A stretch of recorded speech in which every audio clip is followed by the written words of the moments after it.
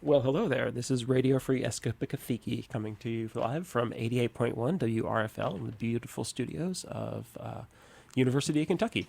And I am here hosting a debate today between the 6th District, candidate, Democratic candidate for U.S. House of Representatives here in Central Kentucky, and the chair, Libertarian Party of Kentucky, Randall Daniel, and Geoff Young, vice versa. Geoff Young is the candidate for 6th District, and Randall is the Libertarian Party chair. However, he is stuck in traffic and not quite here yet. So it's going to be really tough to debate him until he shows up.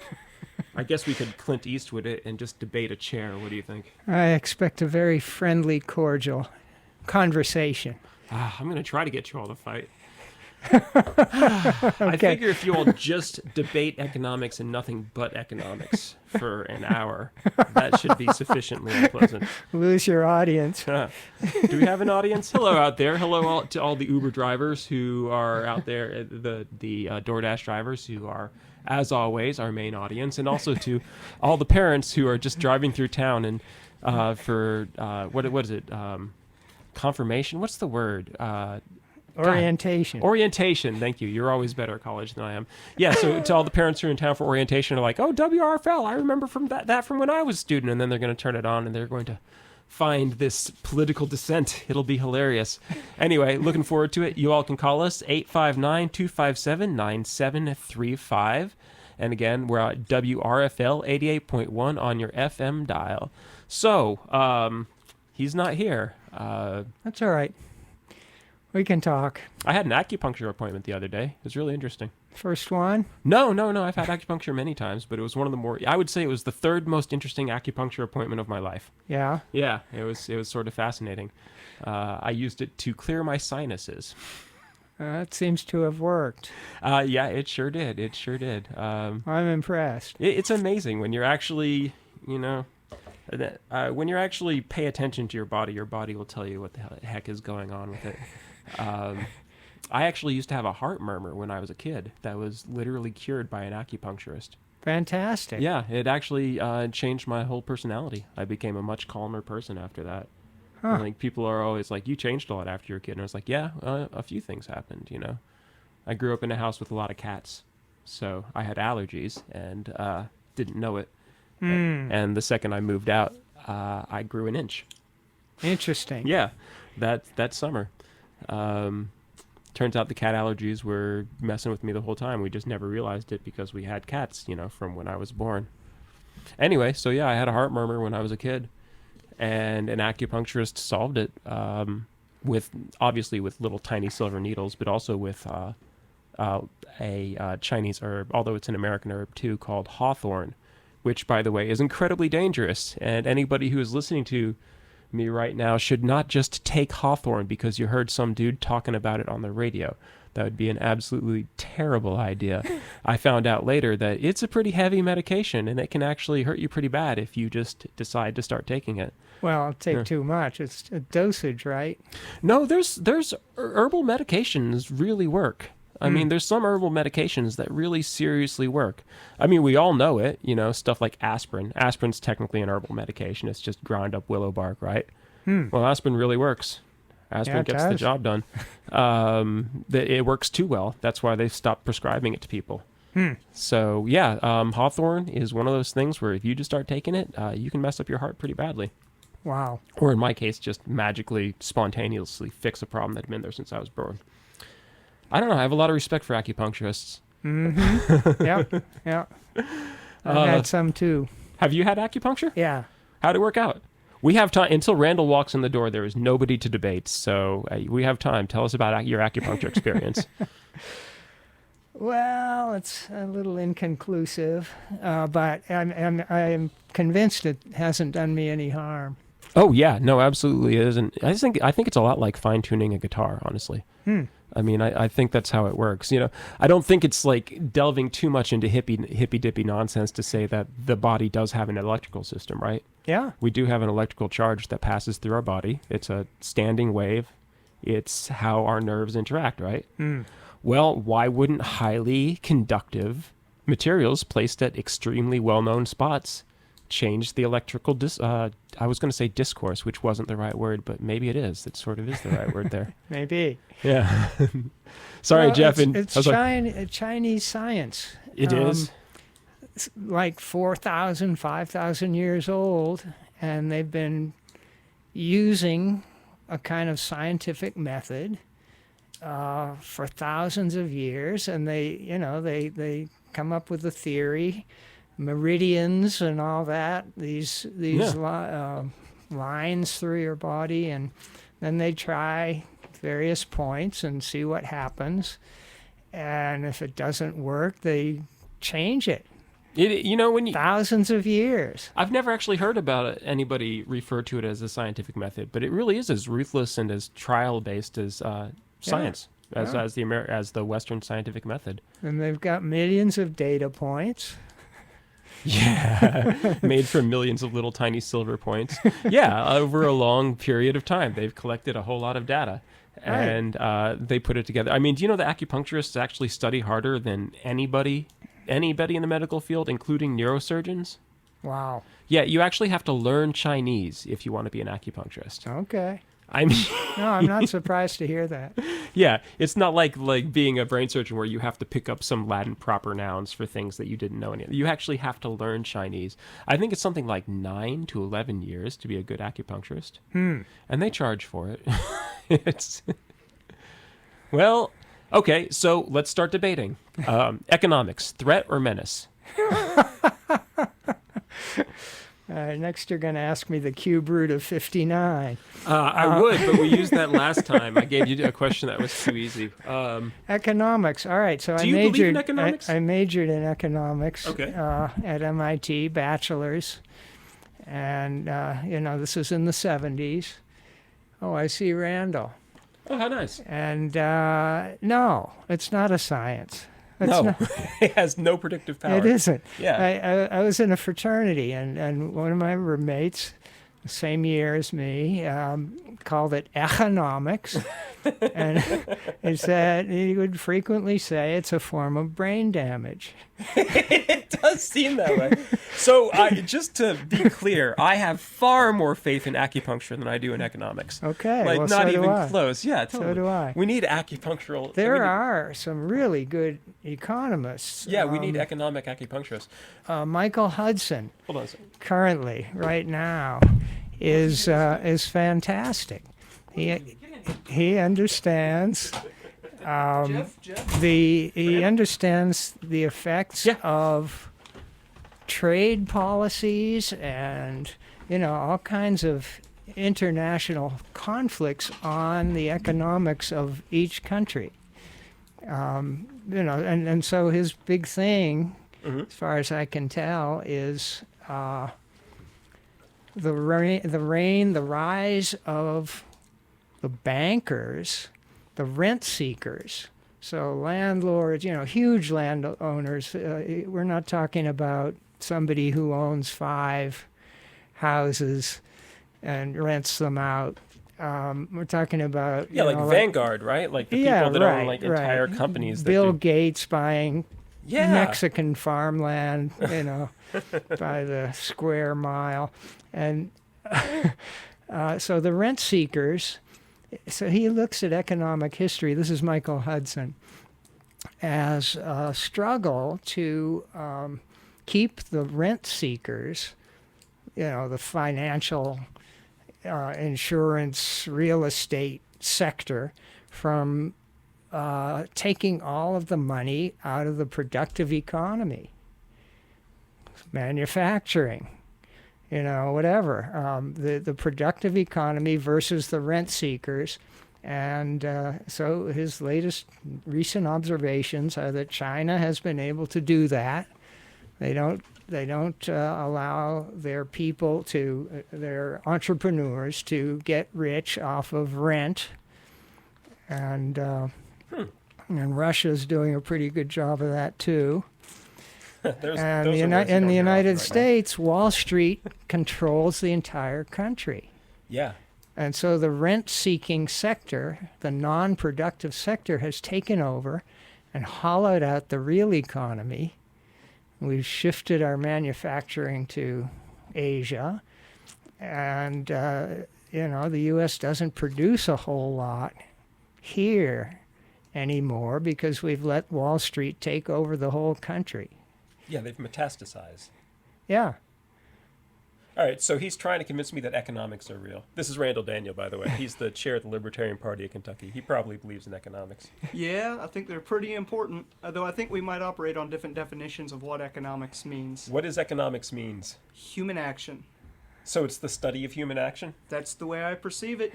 It's resource allocation, how you distribute them amongst people, and every opportunity is every action you take is a... Oh, am I not close enough? Yeah. Yeah, your studio's definitely... Jeff is always the one who's like most on making it sound good. Volume control. Yeah. I just slam them up and wander around. You guys are definitely not set up for a short person. Like, my feet don't even touch the ground in here, and I feel like a little kid. Actually, you know what? Neither do ours. I never noticed it because I'm just an overgrown teenager, so I'm always lounging wherever I am. But yeah, you're right. I'm like really to the floor here. Yeah, I'm more like an undergrown teenager. So well, there's worse ways to be. So, okay, so this is a debate between Randall Daniel, the chair of the Libertarian Party of Kentucky, and Geoff Young, the 6th District candidate for U.S. House of Representatives here in Kentucky. And honestly, I think we can say objectively one of the de facto leaders of the peace movement right now. Right? That's fair to say. Because there's nobody else in your position. Well, I don't know. I've considered myself a member of the peace movement for the last 45 years. Sure, but you're at bat right now. There's nobody else at bat. I'm at right bat, yeah. I've won the Democratic Party nomination for the U.S. House in 6th District, Andy Barr, Fayette County, 16 other counties shading toward eastern Kentucky. I am the nominee. Yeah. All right, now, as much as Governor Andy Beshear doesn't want to recognize that fact or let anybody know it, or listen to the voters. Or listen to the 52% of the 25,000 people said they wanted to vote for you, and Andy Beshear's like, I don't even know those guys. Right. So yeah, he can try to pretend that I'm not the nominee, but that's not going to work. We'll see how it goes. Usually they're much anyway. So the point is that this is a debate. So only one set of ideas can win. Dibs. Yeah. Oh no. He called dibs, Jeff. We gotta. What's that? It means he wins. We gotta agree with him. He called it. It's like calling shotgun. What do you win? You win a bobblehead. No, we have to. Do you have Geoff Young bobbleheads? That's a fantastic idea. I'm sure Andy Beshear would appreciate one of those mailed to him. Well, that's a nice idea. I'll get right on that. I'll make a little note. Okay, so we need to debate. The people demand a debate. So we need to solve all the problems between the Democratic Party and the Libertarian Party right now. Uh-huh. I'm writing on. All right, so personally, speaking as a Democrat, I don't have any problems with... I have disagreements on certain issues. I don't have any problems with the existence and the growth and the strength of the Libertarian Party in Kentucky. So I guess you win that. Awesome. Dibs worked out. Dang it. You all got to fight about something. The party leaders of Kentucky, KDP, Kentucky Democratic Party, and, some of the county parties, and some of my friends who are liberals have a big problem with libertarians, just in general, just on principle. Oh, those people. Yeah, they really do. But I do not. Yeah. Well, it's typically you either hate us on principle or you agree with us on principle. That's kind of the perk of being self-proclaimed the party of principle. I don't think any other parties have any principles. I don't think that's put them down. It's just like they really don't. I don't know. What even does define a Republican or a Democrat? Abortion. Yeah. That's the big difference between those two. I think they're even losing that one. That's the thing. I'm seeing glaciers calve left and right on the Republicans on that one. I guess the Democrats are still all in on. No, there's a lot of pro-life Democrats now. And I object to the term pro-life. Me too, but I would self-identify as such. Yeah, Okay. well, we object to that. So Yeah. come up with a new That's all term right. Okay, that, so that abortion. makes us feel good about Let's talk about abortion later. Oh, we'll get to abortion, but first you need to solve these economic problems. Right. What is the difference between libertarians and Democrats on economics? Well, speaking from the libertarian perspective, I'm what you would call an anarcho-capitalist, so I don't believe that the government has a role in economics. I don't think that the peaceful transactions or interactions of consenting parties should be regulated or spied on or even, just abused by the state. I think that if you and I want to transact or interact in any consensual way that we see fit, we should be able to do so, and that does include rent. If I've got a spare bedroom and you need a place to stay, that's between you and me and, the mouse in the wall. Okay, but what you're saying you believe in economics, and libertarians make a big point of economics, and you're part of the von Mises faction. Yeah. Caucus, so one assumes that you read economics. Bold of you to assume I know how to read. Well, you're wearing a Ramones T-shirt. It's got a lot of names on it. I figured you must have read it at some point. But what I'm trying to say is, if economics is the study of human activity, and also you want there to be no collective role in the control of human activity, that places you in an interesting position, like Kirk with the Prime Directive or something like that. Like, we will study these strange cultures, but we will not interfere. And Well, if I may interject quickly, Sure, yeah. You say I don't want a collective role. Like, the three of us could go out and form a corporation tomorrow, and I'm all for that. And, if we want to go out and take 5 acres of ground and raise a greenhouse and sell tomatoes, like, that's collective activity. That's something yeah, that but we that's can how do we ended together. up where we are. That's, somebody formed a big corporation and they bought all the land, and now people are paying $2,000 a month rent to live in Lexington, Kentucky. Well, my concern's with who's initiating force, right? So, like, the state is that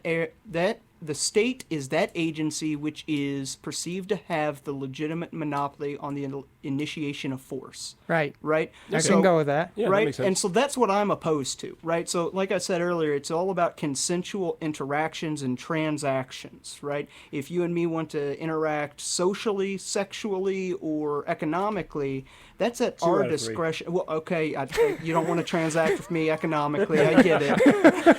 Tough but fair. But See, bargaining, it's part of economics. Anyway. yeah, like, my concern is who's doing so peacefully, right? Like, I have no problems with any transactions, interactions, provided that they're all peaceful. But the moment you get some agency out there that's perceived to have the legitimate monopoly on force, that's the agency I have a problem with. Like, if McDonald's started going out there and saying, you must buy our Big Mac, Yeah. and doing, like, drive-bys of Burger King, I would be opposed to that. Do you think there's any situation where there is a legitimate monopoly on force? All right, I'll come up with one. Environmental protection. EPA, in my opinion, EPA is the best federal agency that exists today. And and the reason is economics 101. If you don't have the government controlling in some way the discharge of toxic chemicals into the land, air, and water, then companies are going to cut corners and minimize costs and dump that stuff in the river. I would say that the government's the only agency out there that's preventing me from interfering with some of the corporations that are polluting in my locale. For example, a lot of the bourbon companies, they dump a lot of toxic crap into the rivers. Is it legal? I don't- Does it meet the regs? See, that's the issue with the government right there. Yeah, Whether there or you not go, yeah. whether They're or doing it. not Yeah. the regulation is appropriate or not, it's either that the government has fallen short in appropriately regulating, or the government is refusing to enforce the regulations. And on either side of that equation, the government is the agency at fault. Like, I have no true recourse unless I want to go out and collect millions of dollars to take on all of these corporate interests. But if it wasn't for the government holding me back, then, No. sorry, if it weren't for the government that took lead out of gasoline, our lifespan would all be shorter. That's a good point. There would be a layer of lead around the Earth. I mean, that's why they really cut the lead out of gasoline, right? As they were finding it in the Antarctic. Like Well, they were finding it everywhere, and Yeah. they were finding people who were poisoned and kids who were growing up with brain damage because of lead paint. So, in terms of cost effectiveness, the EPA is probably the agency of the federal government that pays its way multiple times over, much more cost effective than any other agency I can think of. How do they pay their way?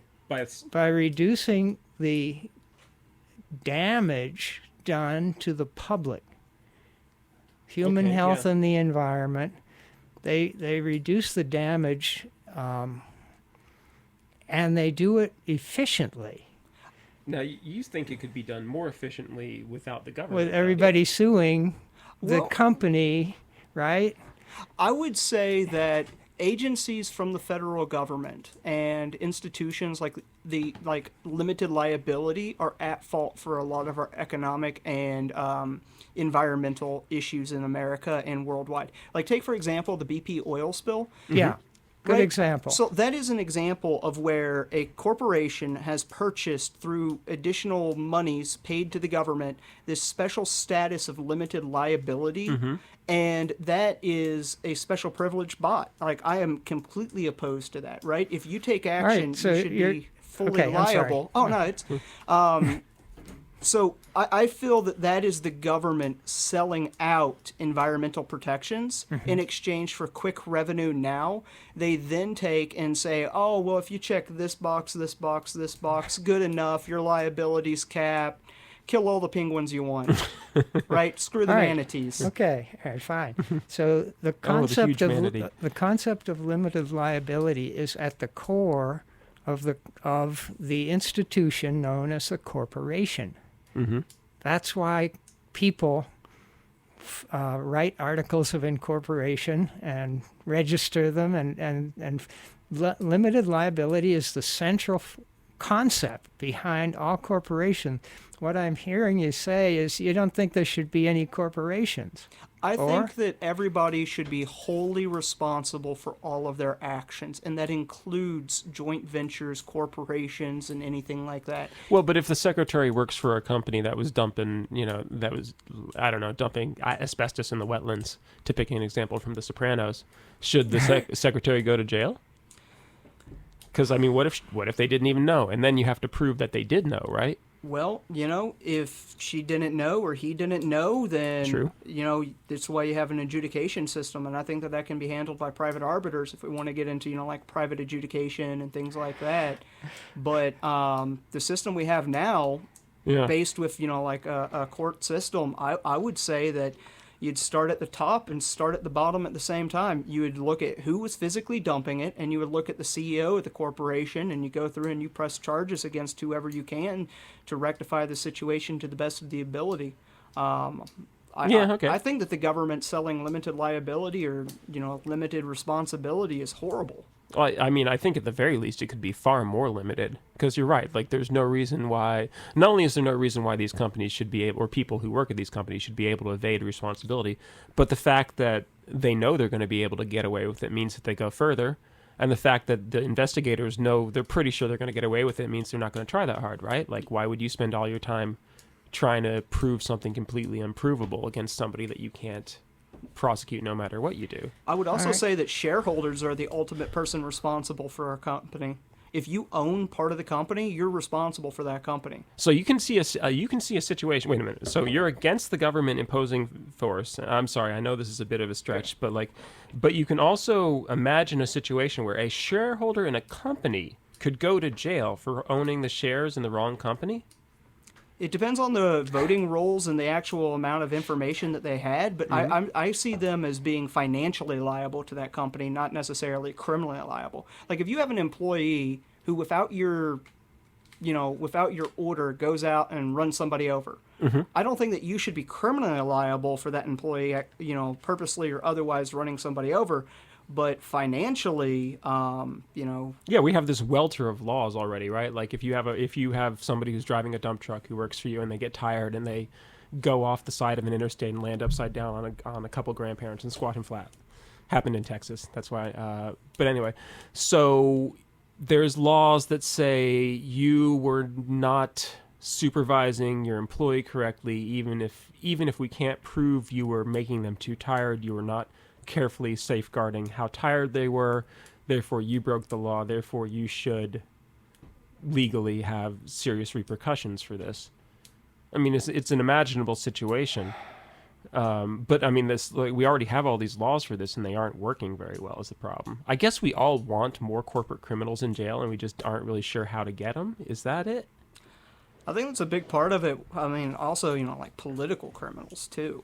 I mean, bring back canings on the Senate floor for all I care, right? Oh no, that was a very bad thing. I mean, don't get me wrong. Like, there were a lot of fights on the floor at that time. But the Sumner caning is a very low point in American history. Oh, I don't disagree. Yeah, if right, nothing so else. Oh, sorry. Can we Yeah. move to the current situation? What Yes. we have, we've had corporate capitalism since this country was founded, or very soon after. It started being corporations, and that is what capitalism is today. Anywhere in the world that capitalism exists, it's corporate capitalism. So you're challenging the idea of the corporation. That's kind of theoretical. That's utopian. That may be something that we can do away with corporations 500 years from now. But what's going on now, as I see it, is the biggest capitalist country in the world, the United States, is disintegrating for a wide variety of reasons. And when a capitalist country disintegrates or fails or collapses, it usually collapses into fascism. Mm-hmm. That's the normal pattern. I mean, sometimes you get a socialist revolution. For example, Russia in the early 1900s. Weren't they a monarchy? They were a monarchy, but there's other examples. But yeah, they were. I mean, they weren't socialists. They were okay. So they were partly feudalist, partly capitalist, and all that. They had bankers. It was basically a capitalist country. Yeah. Okay, that makes sense. Capitalist monarchy. It collapsed. It's a revolution. It was a socialist one. Mm-hmm. China in the 1940s, 1949, they had their revolution when again, partly feudal, partly capitalist, nationalist Chinese government under Sun Yat-sen collapsed. Mm-hmm. And they had a socialist revolution there. But usually what happens, for example, Germany in the 1920s, they were capitalist, they collapsed, fascism. That's what happened. Can I get you to define some of these terms? Yeah, fascism. Right? Let's start with Ism. capitalism. Yeah. Like, what is capitalism? Private ownership of the major corporations of the major economic institutions of the country. So you capitalism. wouldn't consider like the microtransactions as being part of capitalism, or what is? No, what that's just the market system. You can have a socialist country like China, socialism with Chinese characteristics they call themselves. Plenty of market activity. You can raise chickens and sell them. See, that sounds like capitalism to me, right? No, no, capitalism is talking about the commanding heights of the economy. Who owns the banks? Who owns the factories? Who owns the defense contract? Who owns the weapons manufacturing firms? Who owns the oil, the energy companies? I see what If you're it's saying, private, That's capitalism. If Okay, it's, but then if what describes the microtransactions and the stuff he's talking market economy, market system. about? Okay, so capitalism and the market system are distinct. Yeah, at they what often go level? together, and but Yeah. but At you what can level? have a market system in socialism as well. How many kilowatts of solar energy can I produce and sell off to my neighbors in my community before I've went from a market economy in which I'm a small producer of a resource to a major capitalist, in your opinion? All you want. I would say LLCs would be the The difference there, key right? difference is Wait, but corporate power. Corporations are once the you have key an difference. LLC and you join in that larger game, and there's a substantial quantum difference between, just like I'm making some electricity and I've formed an LLC. So yeah, like I think an LLC is like at least a decent dividing line between market economy and capitalism. Well, if we say that an LLC is a special privilege purchased from the government, that's not a private agency anymore. That is a merger of government and private. Well, none of these things have ever been found in isolation. They're always, it's like, this is one of the things I always disagreed with, was that I think capitalism and socialism are just two words for some of the oldest impulses in humanity, and we will never be without either. We'll always have both. But you're right that if I refer to that as the market economy, that makes that distinction, because the market's always been there. But this LLC thing, which is purchased, absolutely, you're talking about capitalism or corporate capitalism has governmental aspects. I would call that cronyism. Purchasing special privileges from politicians and from government agencies. That's not capitalism. That's not the free market. That is cronyism, and it is fascistic. So crony corporate capitalism. Cronyism. Like it's this phony No, because capitalism. cronyism is found other places too. Cronyism is only All right, found so here. let me toss in another variant. I hope it starts with a The C. Western European, Scandinavian countries, which have what I would call welfare capitalism, wherein they have basically the economy is capitalistic because the major corporations are privately owned, shareholders and all that. Sweden has a big, private arms industry, plenty of other industries. But their governments tend to be kind of concerned about income and wealth inequality, and they try to equalize opportunities among their people. So they've got a lot of, they have a progressive tax system. They don't let people just become multi-billionaires easily. That's for me. And WRFL. that has worked for quite a while. Now in Europe it's beginning to collapse along with the United States. And and the reason they're collapsing is imperialism. No, I know what Let's you're talking talk about that. Okay, I'm going to put you Let's on make the that air. the next you're gonna have to topic. talk with them about, you're going to have to talk with them about economics for a second, though, just so we don't interrupt. Oh, hold on a second. Yep, Here we go. we're ready. No, you're fine. Hold on. Can we hear Ramey say something? Oh, dang it. I thought I had the phone all figured out. Okay, hold on. I'll keep messing with that. Keep going with what you're talking about. All right. We shift to imperialism a little bit. No. This is me. And colonialism.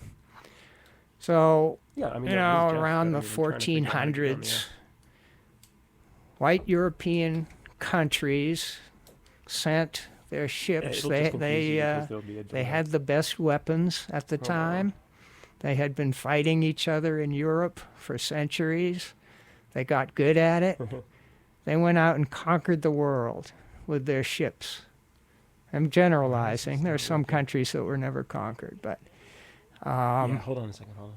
conquered everybody in order to get resources and slaves from Africa, everywhere they went. They were basically large-scale pirates, conquered the world, built up Europe using the loot they stole from the rest of the planet. All right, then the colonialism kind of went out of style. And, the British Empire eventually gave up its colonies.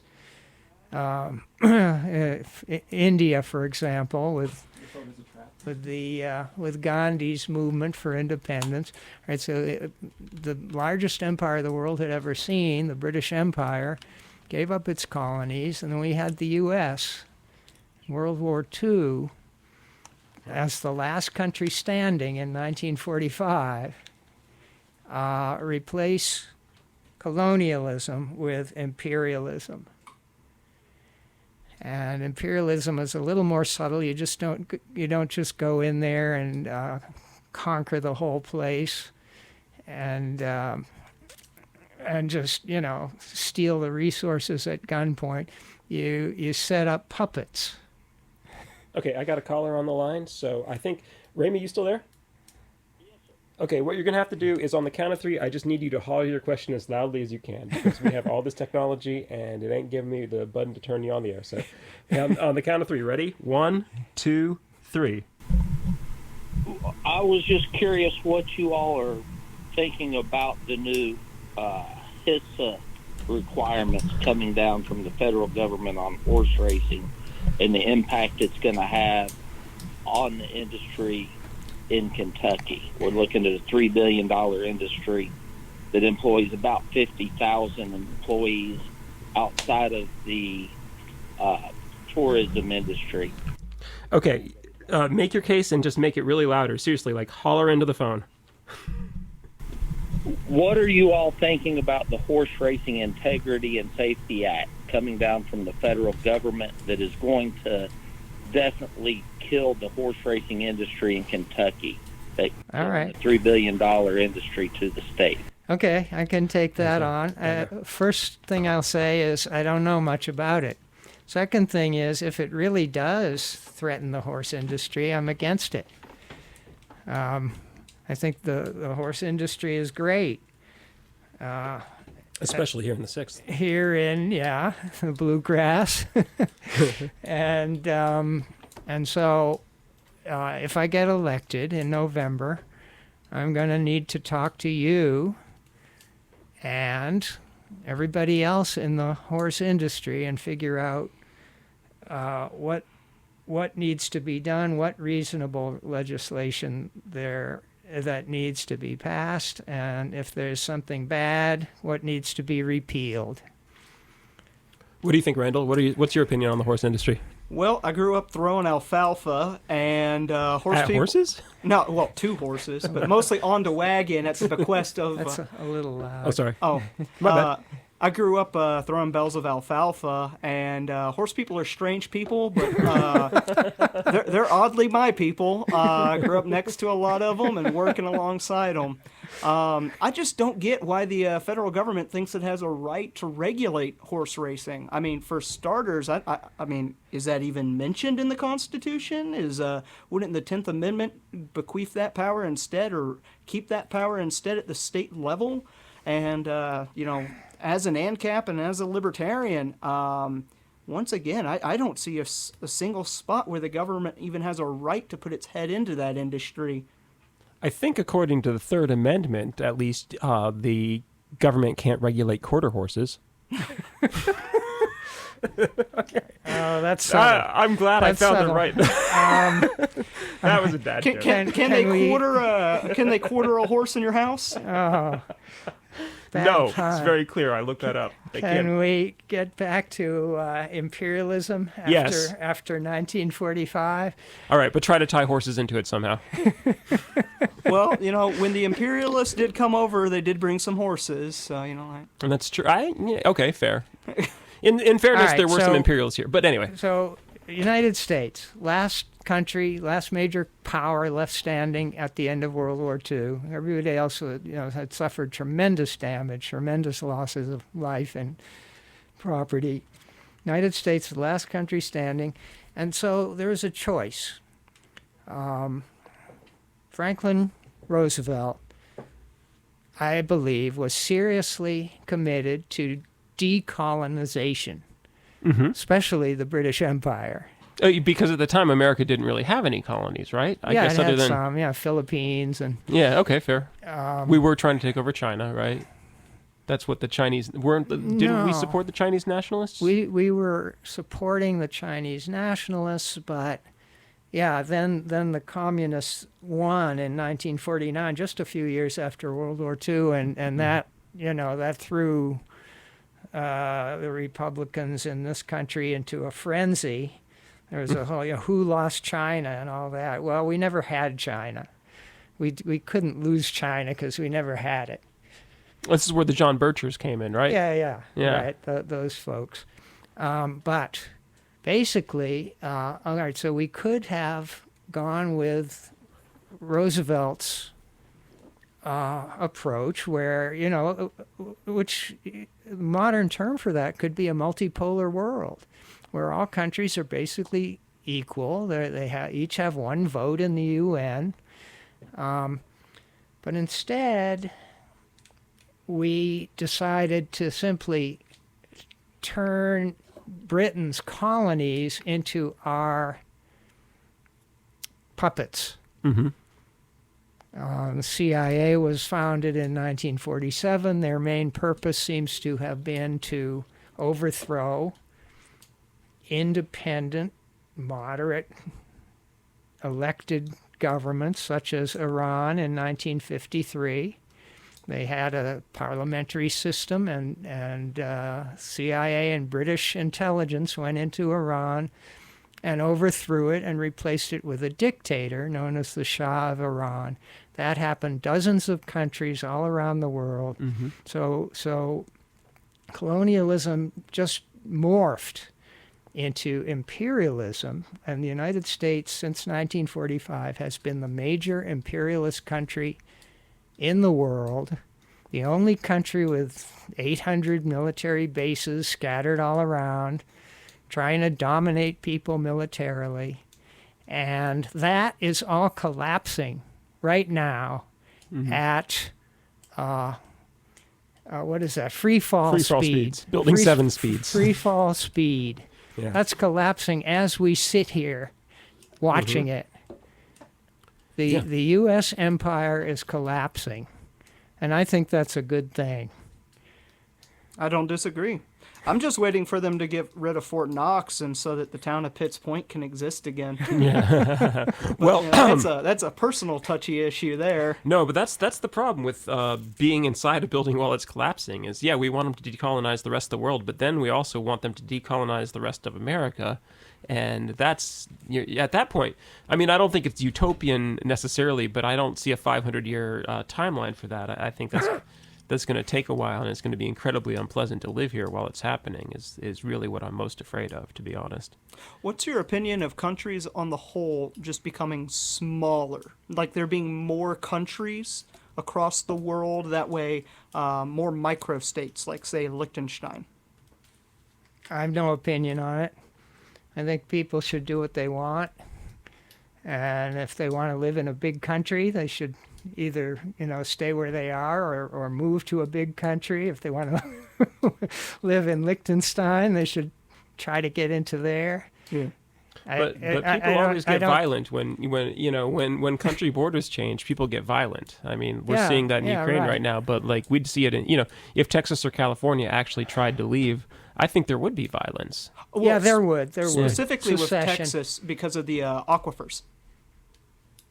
So the underground water supply, a large percentage of Texas water is throughout that entire region of the Plain States, and so the federal government, one of its main roles in the in the West is actually regulating and I don't think that they have a good. Oh yeah, absolutely. But I mean, I don't think that they're the legitimate agency that should be doing this.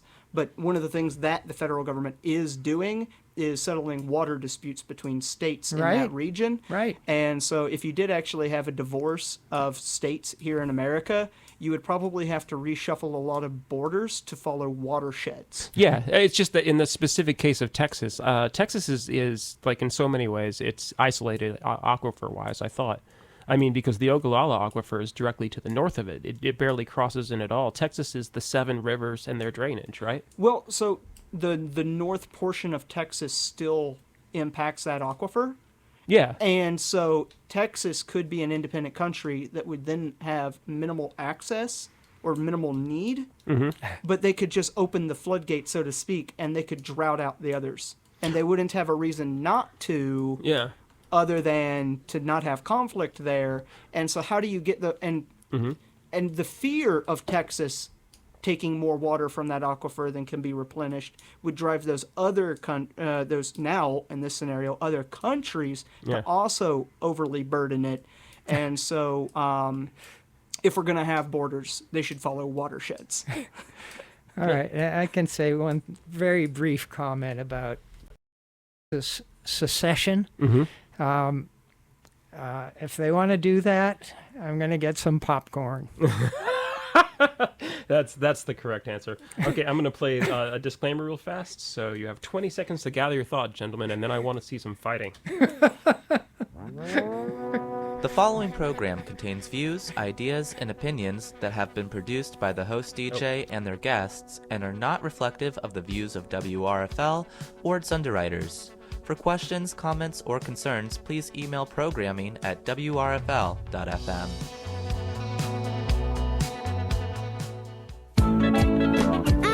WRFL's programming is made possible in part by Skeshel Media. Skeshel Media is a bookstore and gift shop in Lexington offering a selection of new and used books as well as other novelty items. Skeshel Media is located at 371 South Limestone and can be reached at 859-255-4316. WRFL thanks Skeshel for supporting college radio.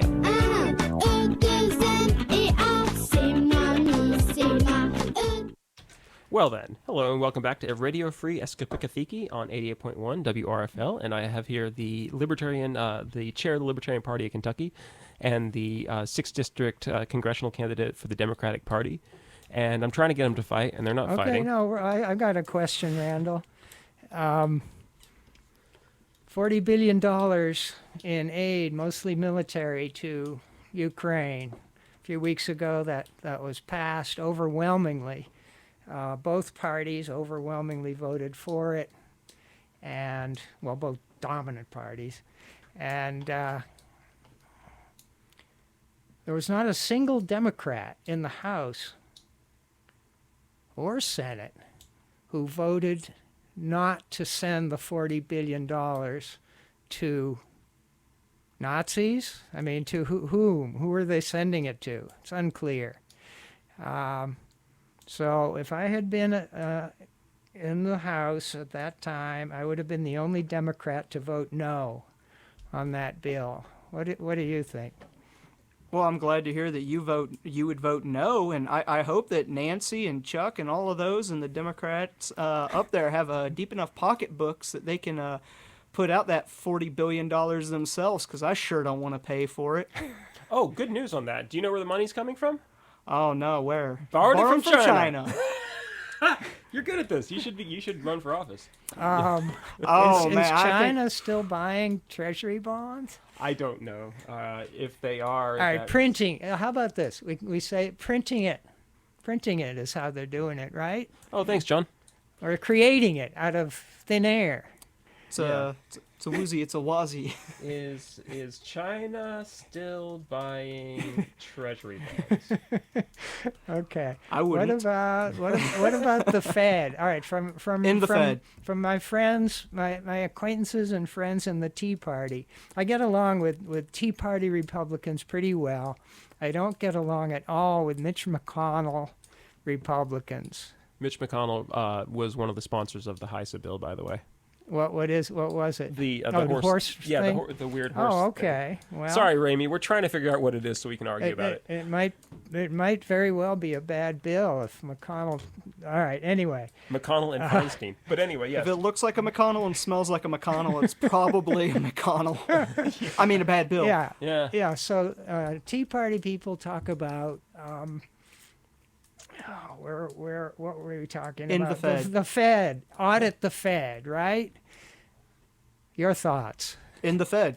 End the Fed. In the Fed. Don't gotta audit it. I agree 100%. Just end it. I think that sound money is a better system. I think that the Fed has been one of the second, maybe only to this military industrial expansion that's, this global imperialism. Like, it has been tied or is the worst economic policy that this country has ever been saddled with. It is. As I see it, they're just inflating bubbles. Yeah. Well, the Russians just what called they're doing it? The Russians just called shenanigans on it. I looked it up. We're going to be spending rubles pretty soon here. They are doing extremely well against the dollar. Like, they've gained. Okay, so that's the failure of these sanctions. Yeah. Sanctions don't work. They hurt common people. They hurt working class individuals. It's like during previous American administrations, they put sanctions on things as like absurd as lunchbox items. Yeah. Like that's horrific, right? Like how can you morally justify putting a sanction on a food item? That's actually one of the things that caused World War II. The punitive food blockade against Germany was kept up for like 10 years. People don't really talk about it. It's like, why were they starving in Germany? Because France and England wouldn't let them have food. Wow. Yep.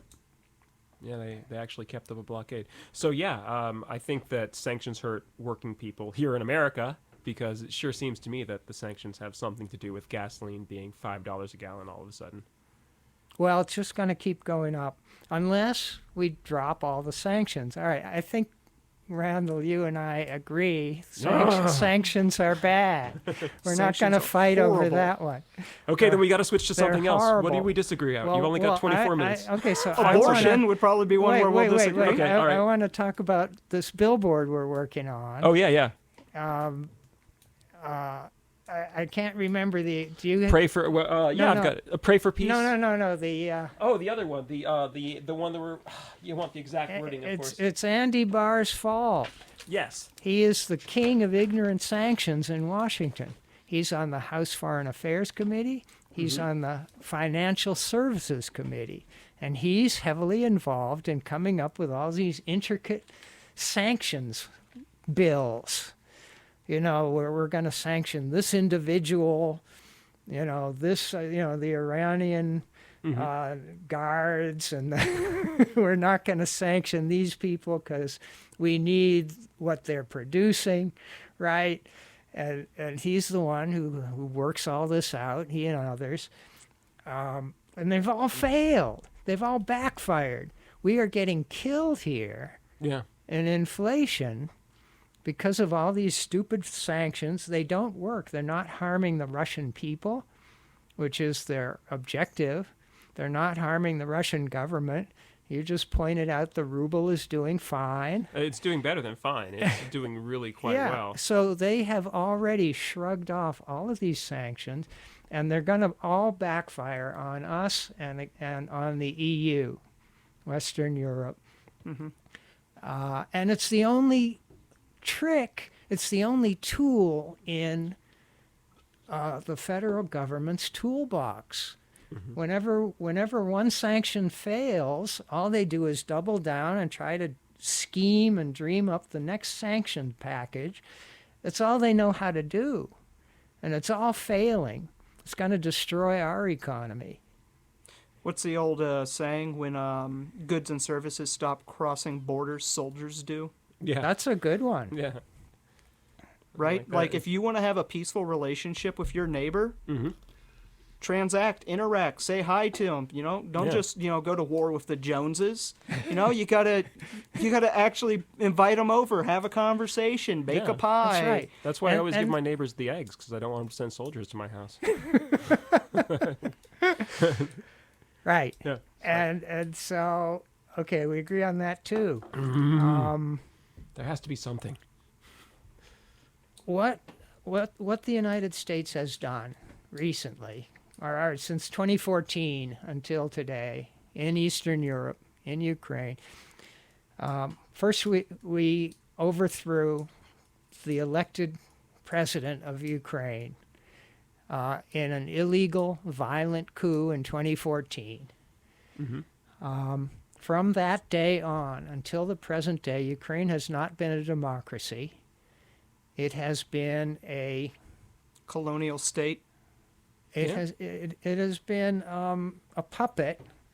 Their government has been totally controlled by U.S. State Department. Victoria Nuland handing out cookies to the Nazis in 2014. Look, just because there's hundreds and hundreds of articles from well-respected Western sources and videos and testimony and endless information going back for a decade does not prove they're Nazis, because I don't want to believe it. So what kind of cookies do Nazis like? I don't Is know. it only white chocolate macadamia nut, or They're a bunch of nuts. Good All right, question. I'm going to run outside, and when I come back, you all better be arguing about something.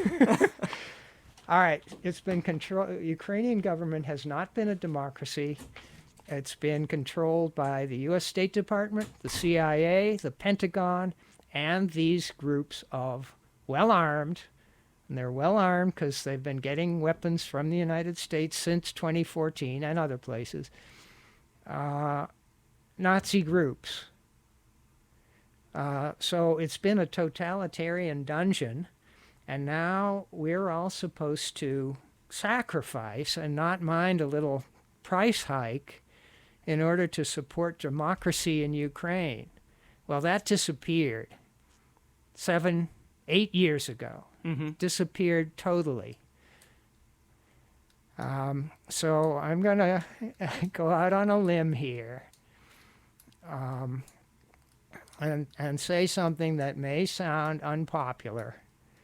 I think the best solution, the best way to stop the bloodshed in Ukraine today and put it on the road to peace would be to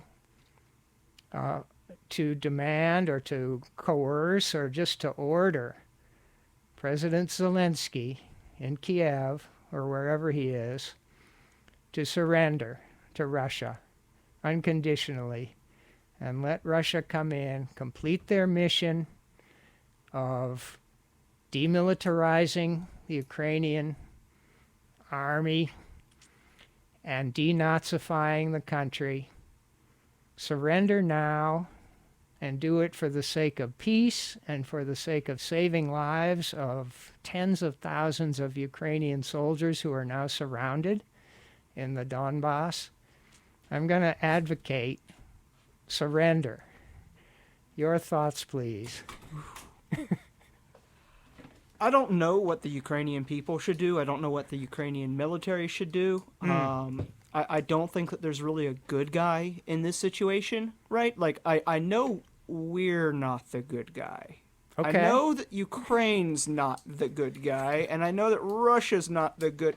Okay, So I guess disagree. I think Russia is the good guys. I don't know. Like, for me, I've You can never support seen it, a too. government be the good guy. So maybe Never? You might find a microcosm in which there's like an action one time where the government, like did something, but ultimately every action that the government has ever done is predicated upon the violence and force of All right. resources denied or taken from somebody else. I think when Japan bombed Pearl Harbor and Germany a few days later declared war against the United States, our own government were the good guys for a few years. It's called World War II. But that sort of ignores what led to that, right? Because Yeah, it does. Yeah. So like, okay, so I don't think we were. no further objections. We might have been the better guy, but we weren't good guys. Yeah. Like, our government did horrific things in that war as well, and Right. I imagine, going out here on a limb, that Russia hasn't been a saint in this entire process. I think they So have. I think that. Well, you want to limit it to this one thing. We could name things about Russia that aren't great. Yeah. Like, Well, name them. they do seem to have a problem with persecuting homosexual people. Okay. You're right.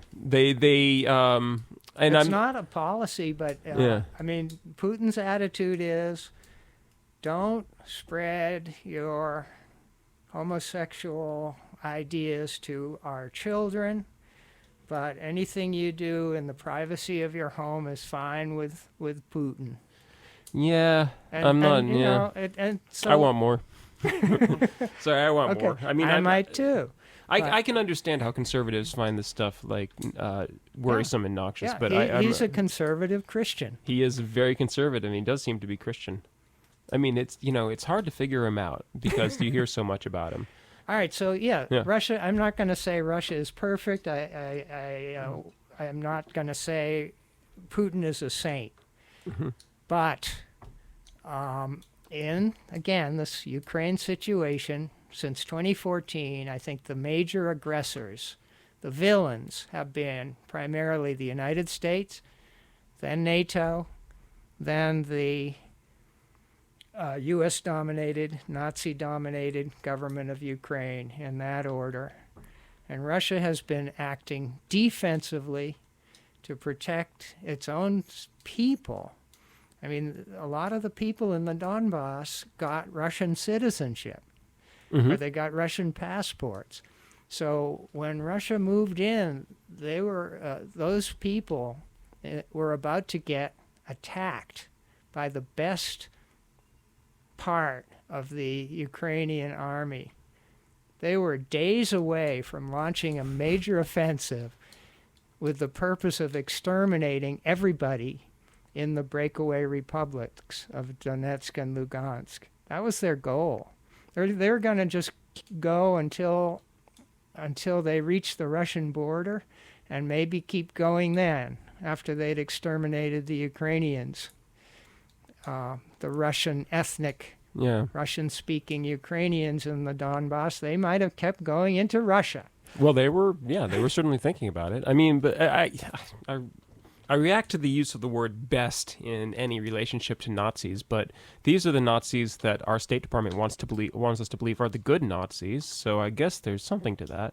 But these were the elites. These were the soldiers that we had been training, 5,000 a year? Yeah, most of them were not Nazis. The Azov Nazis in battalions. Ukraine have always been a minority.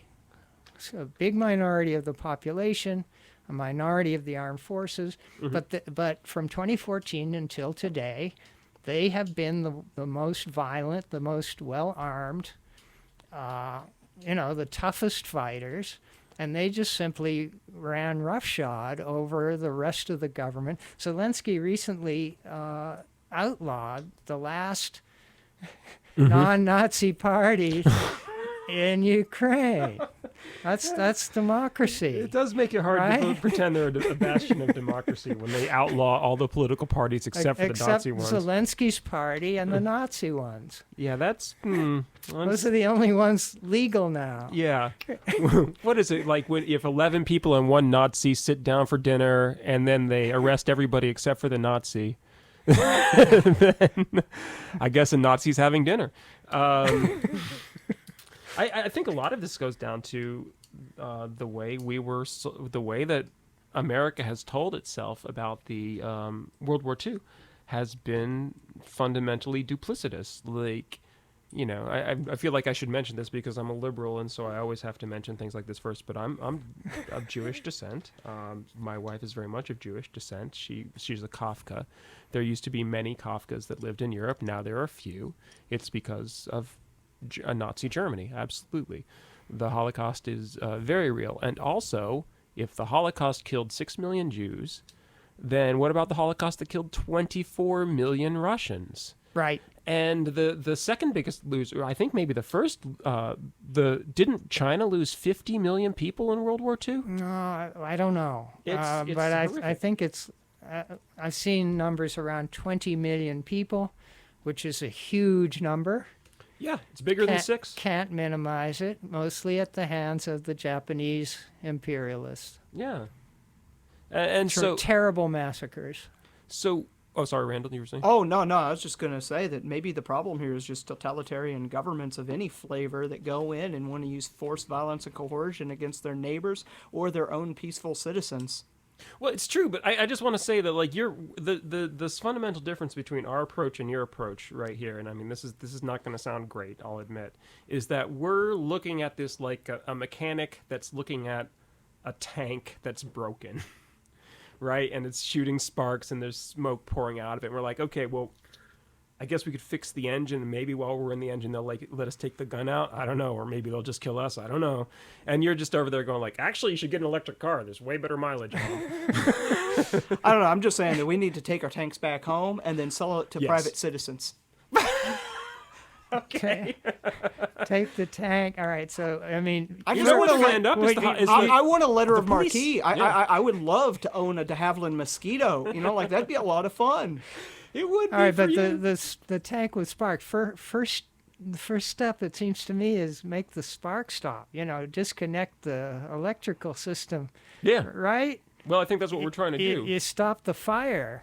We're trying to Then you affect the figure nervous out system. what to do with the tank Yeah. or car or whatever it is. Many don't know, tactics have been advanced for stopping a tank. Some people have stood in front of tanks. That does not work. What we want to do is affect the steering of the tank, right? Standing in front of a tank on a long enough timeline does work. Like you won't survive the encounter, but I think that All right. you can, in a degree, affect the long term when you stand in front of a tank.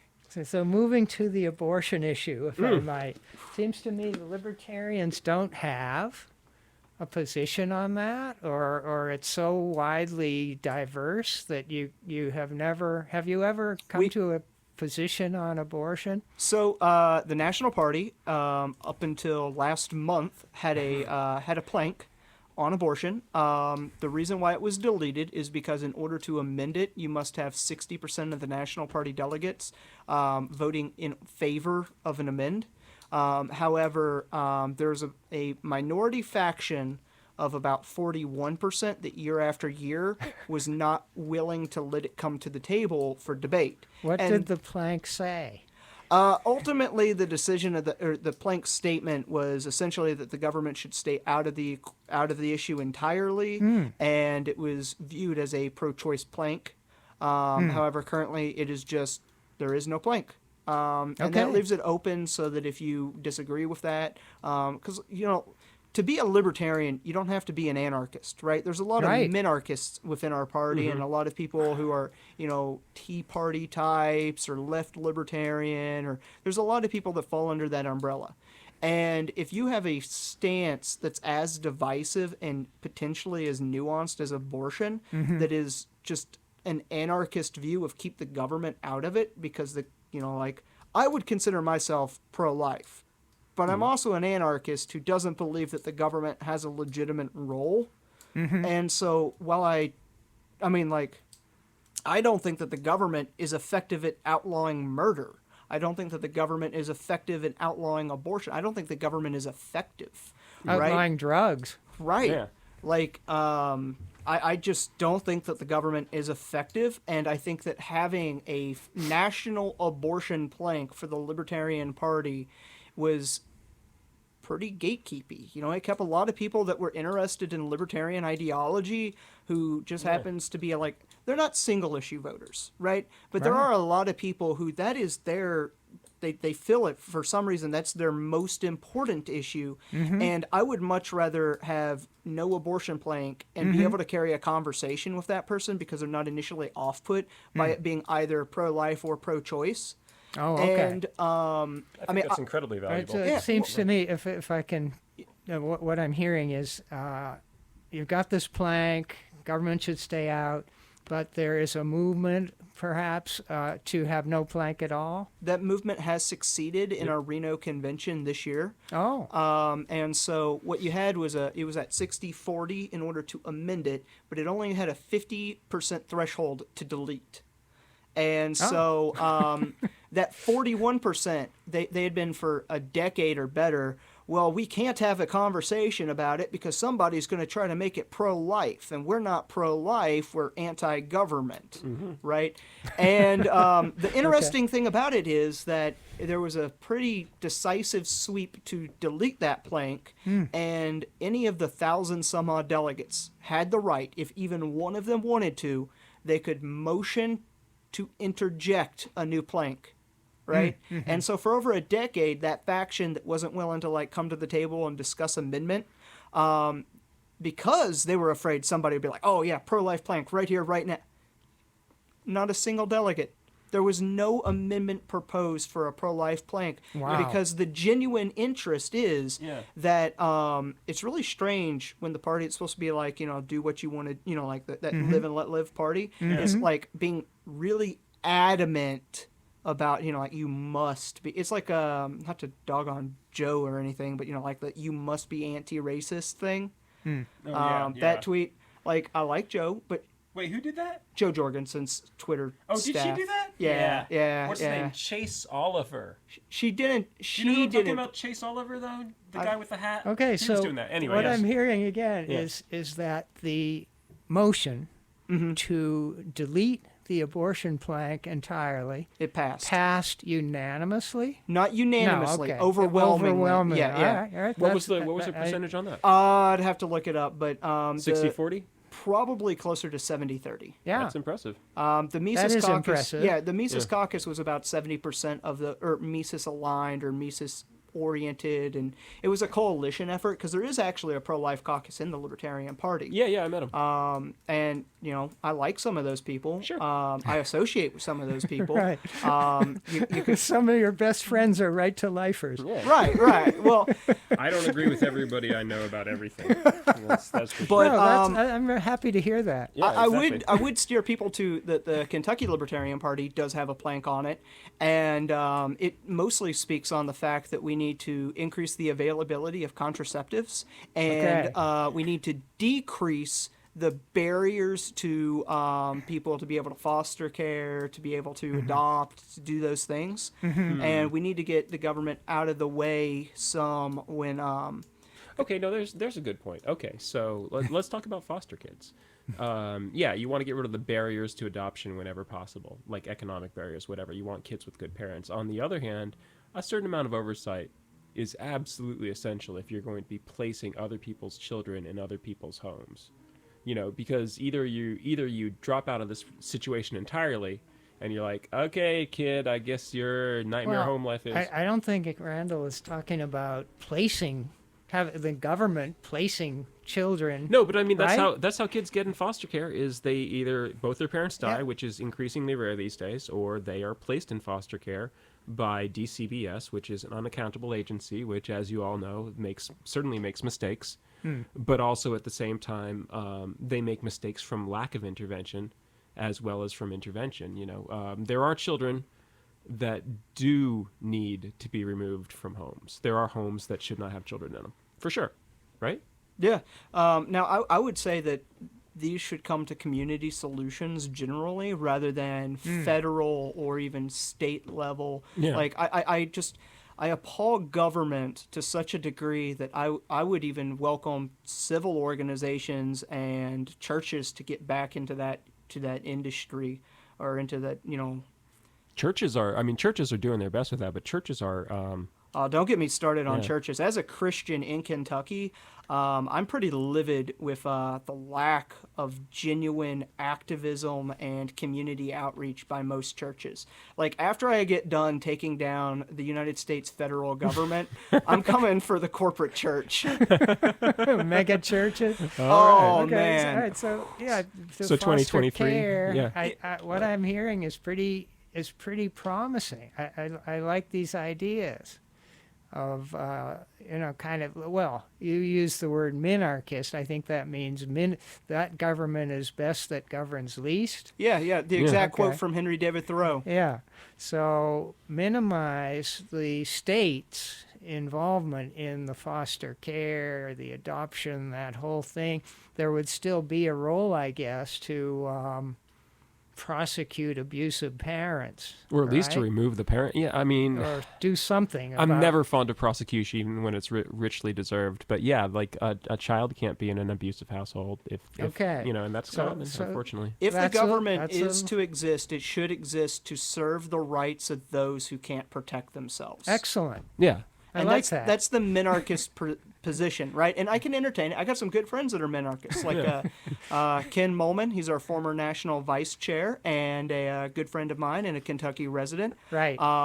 Me and him good could friend get. of everybody. That dude. Oh yeah, we could get into the there Mr. is no true Popularity. Scotsman debate, right? Because at a certain point, I'm more libertarian than Ken because I'm an anarchist, and Ken's a dirty minarchist because he thinks that the government has some legitimacy in some some aspects. Yeah, I agree But too. Yeah. And there's no true Scotsman. yeah. But I can work with Ken for a long time, right? Yeah. So like we're gonna get along until we are like one exit, and we've got like we're within a mile or an inch or like potentially like this thread. Like imagine if Ken actually got his way and we truly had the minimalist government possible, yet still functional and servicing our rights, right? Like, I might not even be bothered enough to be involved in politics if that was the case. Yeah. Well, aspirationalism is you never reach the end of the road in politics. Even we're not going to reach the end of the road, even though our road is much less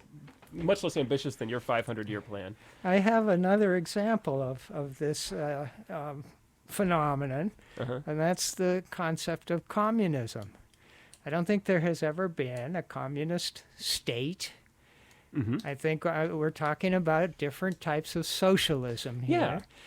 And, for example, the USSR from 1917 till 1991 was a socialist country. Even though there was a communist party of the USSR that ran everything, and not too well. They didn't do, I mean, especially toward the end, they kept getting worse and worse. A lot of similarities between the end of the Soviet Union and what's communism, happening here. Okay, and there's the Chinese Communist Party.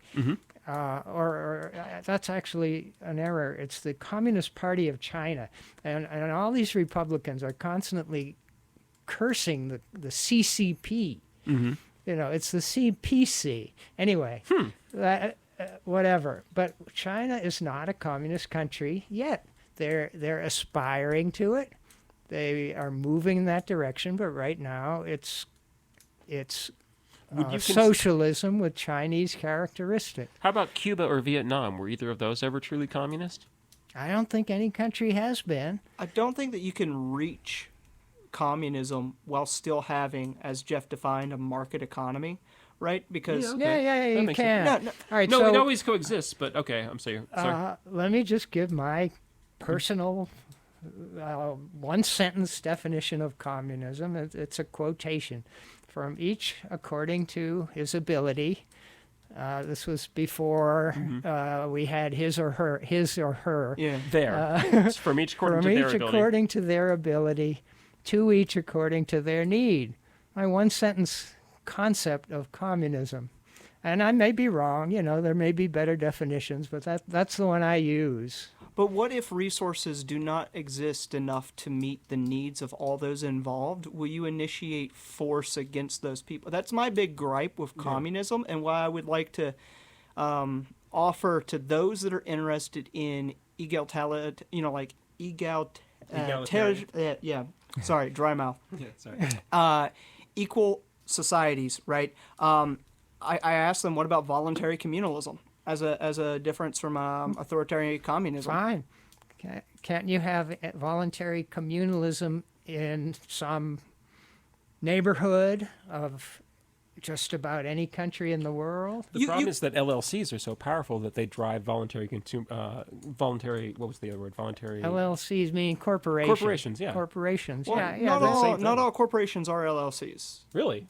No, I mean, there's some of LTDs them and are stuff like that. INCs, right? Well, no, like if the three of But us... the concept of limited liability is common to every All right, corporation. yeah. So like the three of us could do a non-legally recognized corporation, right? And we wouldn't have those benefits, but we could still do a corporation, like a cooperative effort in which the three of us bring properties together and agree amongst us.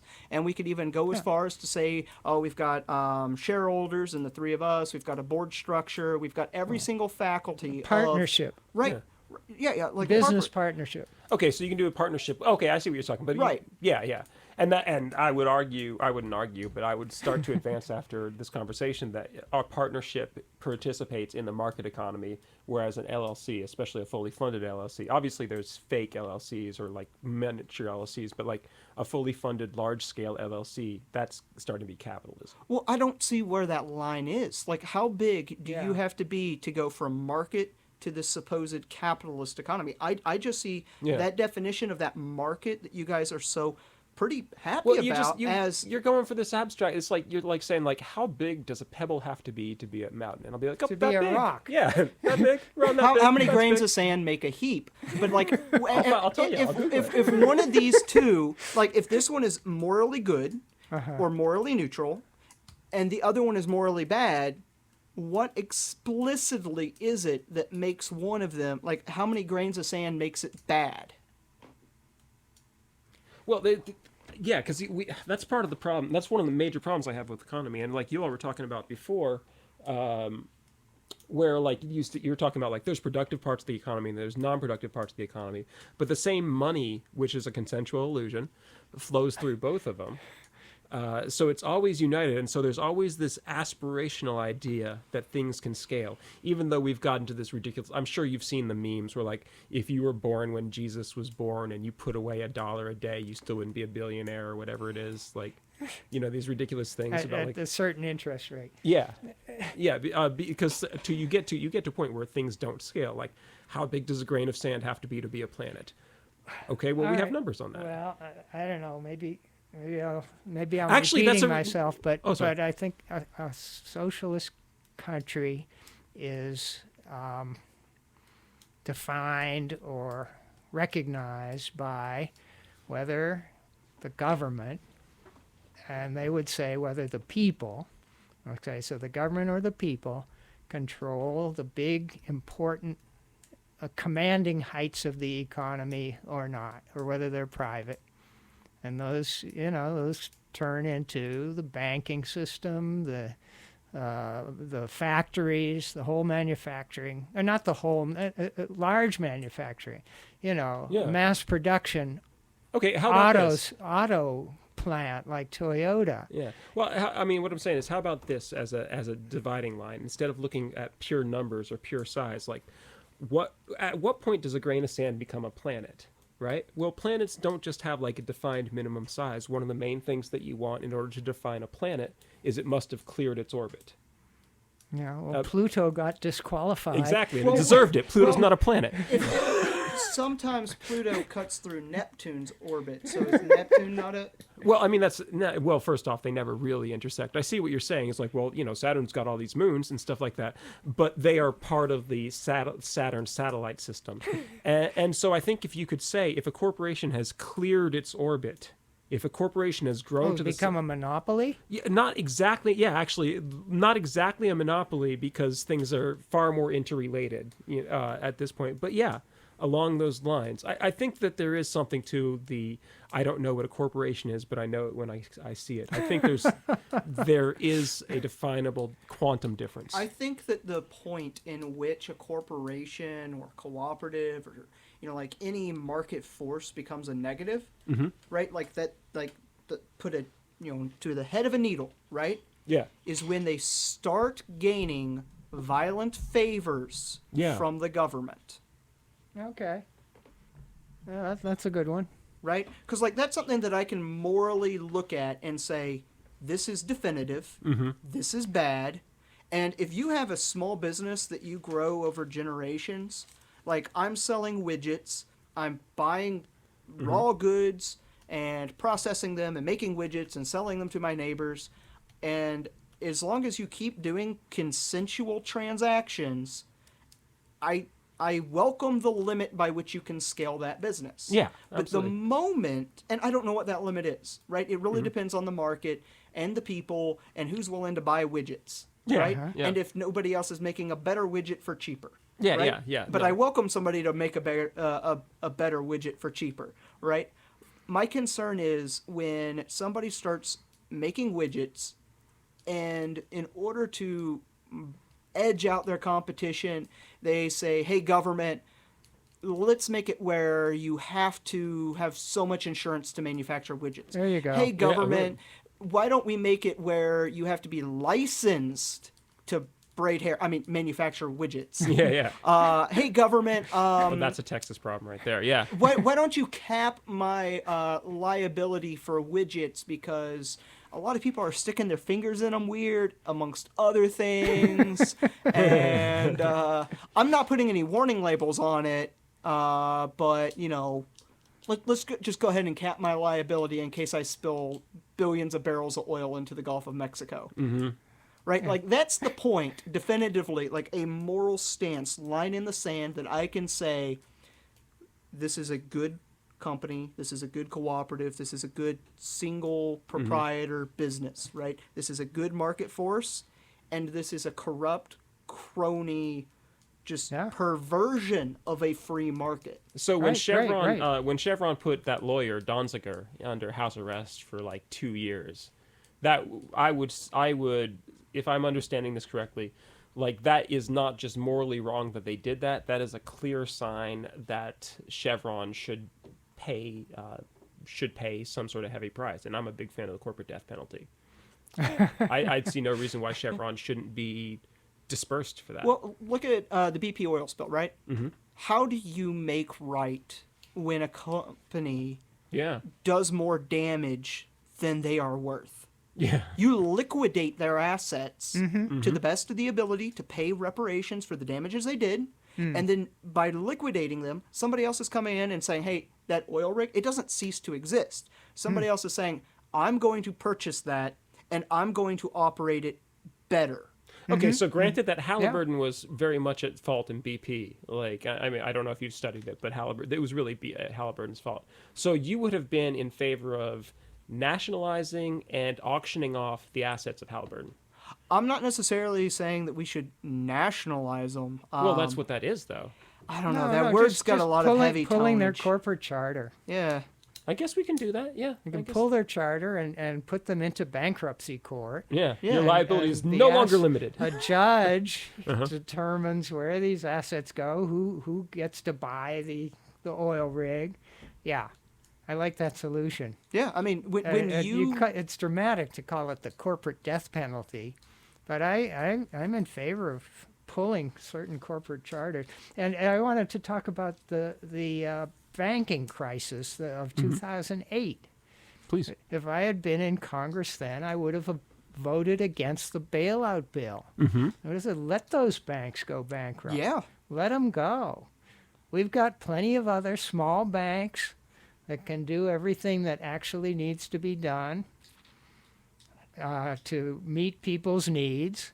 And we can, in fact, I favored credit unions playing a much larger role in 2008, just basically picking over the carcasses of these huge banks that had gone bankrupt and say, all right, this co-op here gets all the ATMs in this area.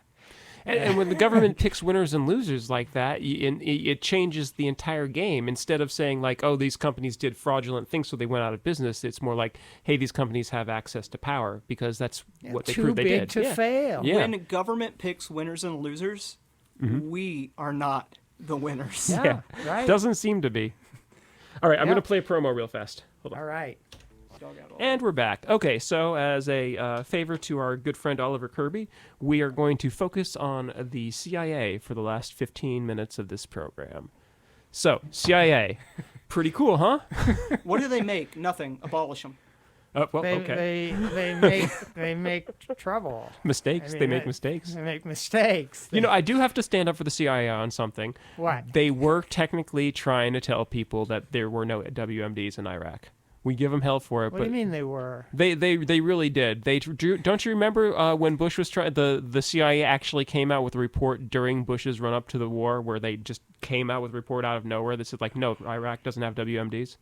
You do have to give them that one. I don't remember that. I'll Google it if you want me to, but I'll give them that one. They actually broke ranks on the WMD thing.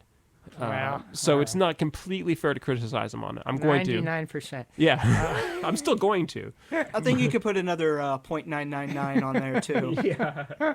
Well, how much? Because we don't know what they do. That's the problem with the government program that doesn't tell you the truth. It's like we That's can't. unconstitutional. Oh my God! Yes. You can't have a government agency whose budget is secret. That's explicitly prohibited by the Constitution. They have to be known. They have to be reported. Well, it's bold of us to assume that the government's going to follow the Constitution anyway.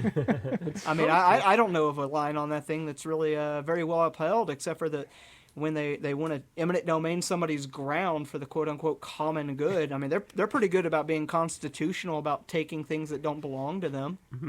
Yeah. So my billboard, abolish the CIA, vote for me in the primary, is no longer there because the contract ran out. I only had it through the primary, like May 18th, the day after. But still a part of my platform. We've got 16 other, quote, intelligence agencies.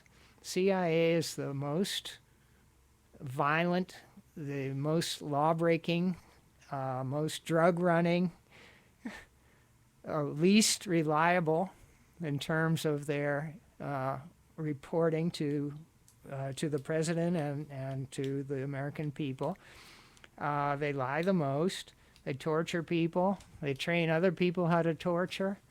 Let's get rid of that one and keep the 16 others, and at least until we find another one that needs to go. So take us through Save abolition. some money and How does abolition? Get rid of what's the process? CIA.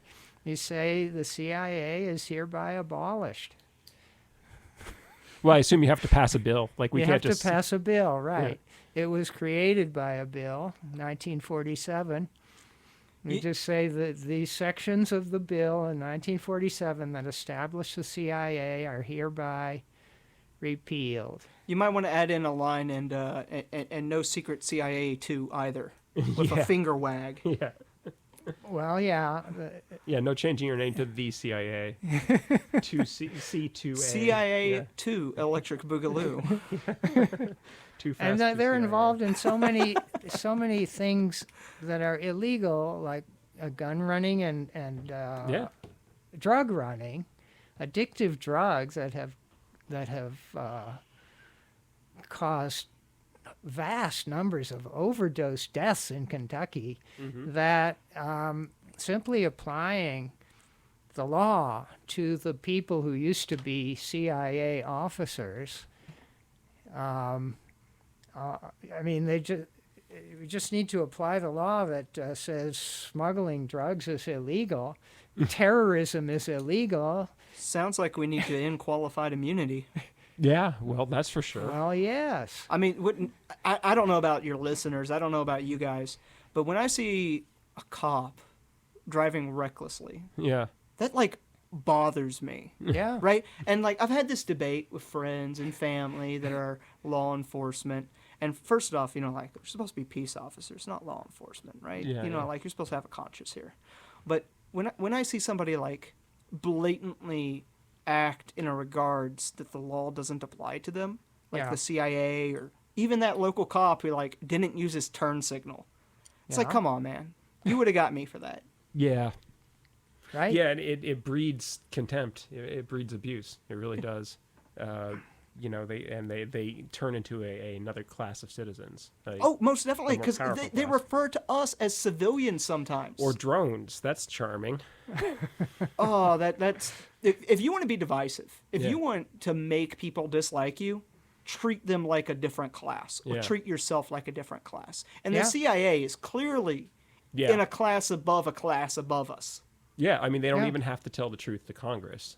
Right. I mean, if you don't have to tell the truth, then somebody's not your supervisor if you don't have to report to them. Right. They Right. might think they are, but absolutely, there's no recourse there. Mm-hmm. And I mean, there's been many times that the CIA has stonewalled people in Congress, right? Well, even worse yet, Oh, yeah. like Yeah. the Casually. voter's supposed to be the supervisor. Yeah. They Right. most definitely are not telling the truth to the voter. No. So in Syria, between 2011 and today, the United States has been illegally involved there in combat operations.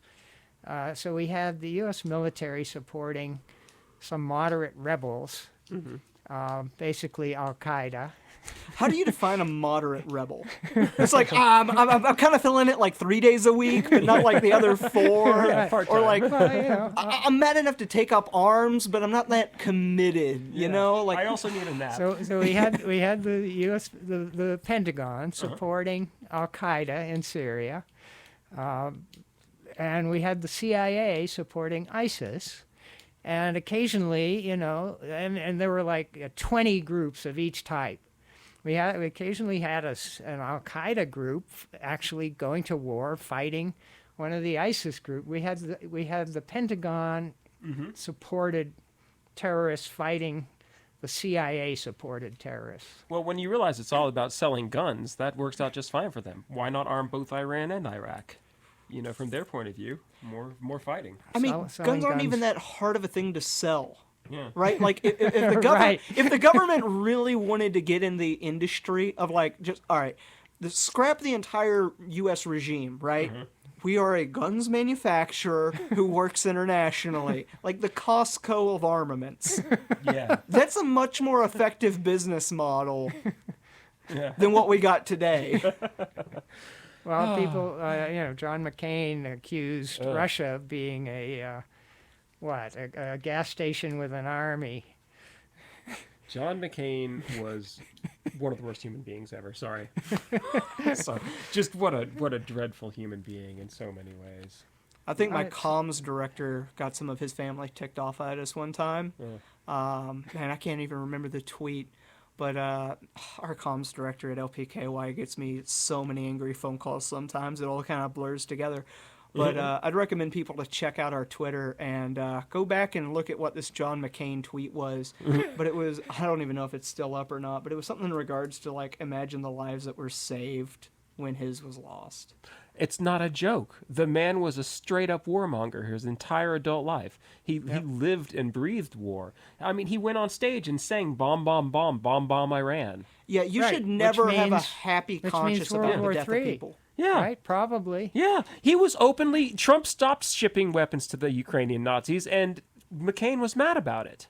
Well, he stopped, for a while? Yeah, for a little while. I mean, then Biden picked it up again.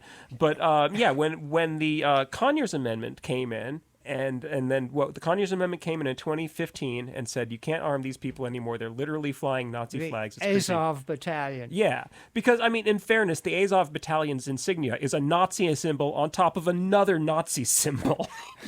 At some point, you gotta be like, all right, I think these guys might mean it. But anyway, No, it's double. It's like a double negative. oh yeah, that's how not Nazi we are. See, we're not Nazis. Nazis. Yeah, We're I do not see Nazi. any Nazis. My Ukrainian accent is not good. I'll admit that. But and this is I always feel guilty, and we should always say, obviously, not all Ukrainians are Nazis. It That's was right. Just, A minority. yes, Now- but arming the ones who are is still a mistake. My big question, though, is what do we do with all of the CIA properties after we abolish the CIA? Yep. Can we just put those up to public auction to, like, pay some of the debts that this country has, owed to its citizens? Oh Right, my God! If right. we could just oh, sorry, Jeff. Go ahead. If we could just remove, it's Gresham's law. The CIA money drives good money out of our government, and all these agencies get addicted to the CIA money, which is directly coming from, in a lot of cases, drug running. And there's no two ways about it. Like I think I mentioned this before, but like the thing with the Forest Service, through the 80s, the CIA would tell the Forest Service, we need to borrow, those C-150 Galaxies that you use to fight forest fires. There's no forest fires right now, so we need to borrow one of those. You don't ask any questions. Here's $2 million. Well, you know what they were doing with Perfect example. it. They were shipping drugs. It's not even complicated. They were just filling it up with drugs, flying it over here, and selling it at vastly inflated Let's prices. see. Drugs on the return trip, weapons on the trip out. So And all of a sudden, and now the Forest Service is balancing their budget on this free money from the CIA. see, Yeah. if the CIA wants to run drugs, Yeah. I'm okay with it, provided that they get the government out of it. If they want to just become a free market, and it's like, hey, we've got some high quality marijuana right here. It's for that's very selling. reasonable, but- Like, why don't they just do this in the free market? It would probably be more profitable and less people would die. I hate to admit it, but now that you mentioned it, it is fair to say, like, the CIA had its chance with marijuana, and like, nah. And the CIA basically invented and popularized LSD, and they were like, nah, we're gonna go with heroin. We're gonna sell a lot of heroin because it's worth a lot more LSD's money. not addictive enough. Yeah, none of these are addictive. We're going for the ones that are really horrible. And that just pisses me off more about the CIA than anything else. If they had the chance to minimize harm and just be like, all right, we'll sell marijuana. Like, no. Okay, if their priority is selling the most addictive substance out there, why aren't they out there making corn syrup? Maybe they are. Well, I think that would be nicotine. Maybe, I don't know. Isn't it? Nicotine's on the wane. Yeah, but in terms of addictiveness, Oh, yeah, what's the most addictive? Oh, gosh, I don't know. I think it's nicotine. I've been Googling everything as far else. as I know. I've been Googling things. I mean, maybe some of these synthetic opioids are worse. I don't know, but a lot of people aren't going to be in your market for nicotine, right? So, like, I don't have interest in consuming nicotine, but I most certainly, unfortunately, do consume sugar. It says here that the most addictive drug is water. And you'll become accustomed to it, and it'll make you weak. Yeah, but you don't continually need more, so it's not an addiction. Addiction is defined as the thing that you keep doing even after it no longer feels good. Right. So, I mean, you always have, if there's not a ramp effect, if there's always a positive effect to you from it, like those Impossible Burgers from Burger King, those aren't technically addictive, right? I mean, because you can't just stop anytime you want to. You need to eat. A little bit off to the side. That brings into the question of, like, mutable tastes. Mm-hmm. Like Coca-Cola, no matter how much Coca-Cola you drink, it will still taste sweet. It will still, like, it won't mute on your palate. Mm-hmm. And it's engineered to be that way. I didn't know that. So, like, oh, is that why the acid in it was? Yeah, okay. Yeah. So, like, it's not addictive because no matter how much of it you drink, it still tastes good. Even if you can form a chemical dependency on it. No, Why is the world so tricky? I don't know. That's, leave that to the... Yeah, we only have To 2 the minutes left, specialists. so I will just end this with my usual plaintive cry, which is, why is the world filled with delicious things that we are not allowed to eat? And fascinating and amazing beverages that you can't drink, and cool drugs that you're not allowed to do because they'll kill you, not just because they're illegal, but, you know, it's like you can't do methamphetamine, it's not good for you. Why are there so many traps? Why is the world so dang tricky? Anyway, we have 3 minutes left, so Randall, make your case for why you won this debate. There was a debate? Yeah. Oh, okay. I called failed dibs. as a. I called dibs. All right, that's my case. Yeah. I think Always that called dibs. I think that You I get can along say- with the Jeffs quite well. I think that there are fundamental and philosophical issues that we disagree on, and we would be here for a month and a half or longer. I hope that we're here for a lifetime debating those philosophical differences. So we'll have to continue another time. Okay, I'm off to New York City tomorrow for a conference fundraiser sponsored by Covert Action Magazine. Great magazine. It's certainly not mainstream media, which means it's more accurate. Yeah. And At least more honest. yeah, you can check that out. My website is Young, the number 4, well, Y-O-U-N-G, the number 4, KY.com. And there's some more billboards on the way. Oh, yes, there are. And my main enemies are, number 1, the Democratic Party establishment. They're my worst enemy in the world. And behind them are Republicans like Andy Barr. All right. Well, do the Libertarians have a website? Or you'll have a MySpace page? Yeah. So it is lpky.org. That is our state affiliates website. lp.org is our national website. And you can mostly keep up with our happenings on our website, or you can check us out on our Twitter feed at lpky. And if anybody ever wants to contact me, you can do so at chair@lpky.org. That's my email. Yeah, we all cause an infinite amount of trouble on Twitter if you're ever interested about it. So this has been Radio Free Eskippakithiki on 88.1 all the way to the left, WRFL. Thank you for listening to our attempt to get the Democrats and the Libertarians to fight. I will try again, I promise. And sorry we didn't get more into the horse thing, but we didn't really understand it. So I think I'm going to do a show about the horse thing. I think I'm just going to do a show where I invite a bunch of people who actually understand the horse industry to tell us what's what. Anyway, thanks for listening, and I guess we'll catch you next time.